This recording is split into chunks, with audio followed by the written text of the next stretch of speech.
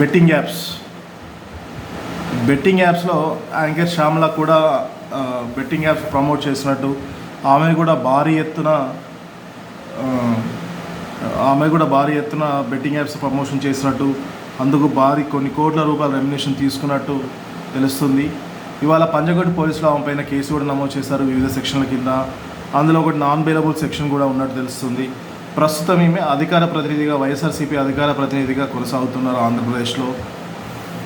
ఈమె ఒకసారి హిస్టరీ ఒకసారి చూస్తే ఈమె బుల్లితెరగా, తర్వాత సిల్వర్ స్క్రీన్ పైన, తర్వాత యాంకర్గా, ఇప్పుడు రాజకీయాల్లో కొనసాగుతున్నారు. ఈమె చేసే ప్రతి పని కూడా వివాదాస్పదమే అవుతుంది. అసలు తెలిసి మాట్లాడుతుందో తెలియక మాట్లాడుతుందో కానీ ఎవరి మాట్లాడే ముందు కొంచెం మనిషి అన్నప్పుడు మాట్లాడే ముందు వెనక ముందు కూడా చూసుకోవాల్సింది. రీసెంట్గా కూడా చిరంజీవి ఏదో ఒక సినిమా ఆడియో ఫంక్షన్లో లేదంటే ఆడియో లాంచ్లో ఉందో కూతురు నాకు ఒక అబ్బాయి ఇవ్వరా చరణ్ అనేసి ఒక చిన్న కామెంట్ చేస్తే దాన్ని కూడా రాద్ధాంతం చేసింది శ్యామల. అప్పుడే నెటిజన్లు ఫైర్ అయ్యారు. ఎందుకంటే చిరంజీవికి ఆల్రెడీ 2 కూతుర్లు, మనవరాలు వచ్చింది. మనవరాలు కూడా అందరు కూతుర్లే ఉన్నారు. అదేదో ఫ్యామిలీ ఇష్యూ లాగా చూడాలి తప్ప దాన్ని కూడా రాజకీయం చేసి ప్రజల్లో తీసుకెళ్ళి లబ్ధి పొందాలని చూస్తున్న నీచమైన గుణం ఈ యాంకర్ శ్యామల. అంతేకాకుండా చంద్రబాబు నాయుడు, పవన్ కళ్యాణ్ ఇష్టం వచ్చిన తిట్టే గుణం ఈ యాంకర్ శ్యామలది. ఇవన్నీ నీతులు మాట్లాడింది. మరి ఇప్పుడు సమాధానం చెప్పాల్సిన బాధ్యత శ్యామల పైన ఉంటుంది. That's a straight question to you Shyamala.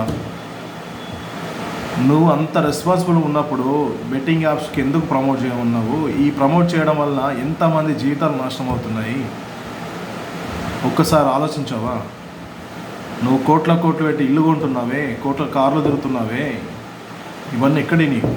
ఈ మధ్య ప్రమోషన్స్ కూడా నువ్వు ఈ మధ్య ఆడియో లాంచెస్ కూడా నీకు ఎవరు ఇవ్వనట్టున్నారు, అందుకే చేస్తలేవు. కానీ ఇవంతా డబ్బు ఎక్కడికి వెళ్ళి వచ్చింది? దీనిపైన రెస్పాండ్ అవ్వాల్సిన అవసరం నీకున్నది. మీ భర్త పైన ఇదివరకు కూడా కేసు ఒకటి అయింది, చెక్ బౌన్స్ కేసు. అప్పుడు కూడా నువ్వు ఈ విధంగానే స్పందించలేదు.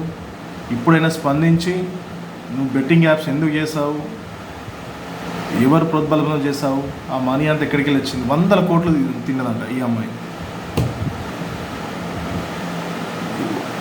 అంటే వీళ్ళు యూట్యూబ్లో కాకుండా టెలిగ్రామ్ వేరే మాధ్యమాల ద్వారా ప్రమోషన్ చేస్తున్నట్టు తెలుస్తుంది.